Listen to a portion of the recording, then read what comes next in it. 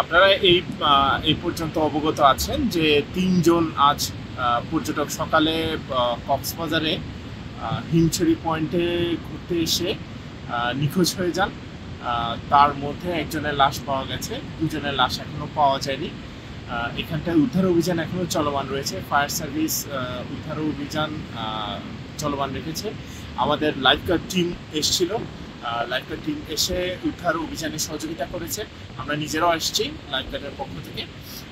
এখানটায় আসলে যে বিষয়টি লক্ষণীয় সেটি হচ্ছে কি, বান্ডেল থাকলে প্রতি সেনমানিতে টাকা বাঁচবে।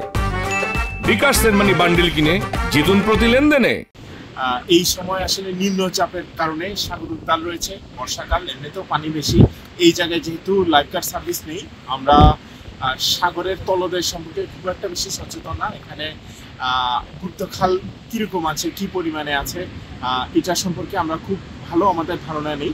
যার কারণে এই দুজনকে উদ্ধার করতে বা দুজনের খোঁজ পেতে আমাদের সময় লাগছে। আমরা হয়তো আর বেশিক্ষণ এখানে উদ্ধার অভিযান চলমান থাকবে না, কারণ সূর্যাস্ত হয়ে গেছে। আলোর স্বল্পতার কারণে হয়তো আধা ঘন্টার পরেই এই উদ্ধার অভিযান বন্ধ করে দিতে হবে। বৈরী আবহাওয়া চলছে, এখন আবার বৃষ্টি পড়া শুরু হয়েছে।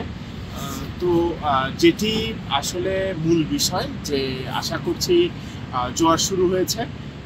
এই সময় সম্ভাবনা আছে যে আধা কিলোমিটার থেকে 1 কিলোমিটারের মধ্যে হয়তোবা ওনাদের লাশ ভেসে উঠে থাকতে পারে। আমরা হয়তো ওনাদের খোঁজ পেতে পারি। এরপরেও যখনই কোনো খোঁজ আমরা পাবো, আমরা এই মিডিয়া সেলে আপনাদেরকে জানিয়ে দিব। আমরা আশা করব আপনারা সঠিক সময় তথ্যটি আমাদের কাছ থেকে পেয়ে যাবেন, যদি আমরা আগে পেয়ে থাকি। ধন্যবাদ সবাই।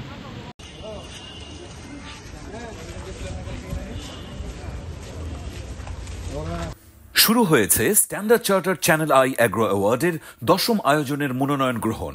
এবার নতুন ক্যাটাগরি বছরের সেরা ছাদ কৃষক সহ মোট 13টি ক্যাটাগরিতে পুরস্কার প্রদান করা হবে। মনোনয়ন গ্রহণ চলবে আগামী 15 জুলাই 2025 তারিখ পর্যন্ত।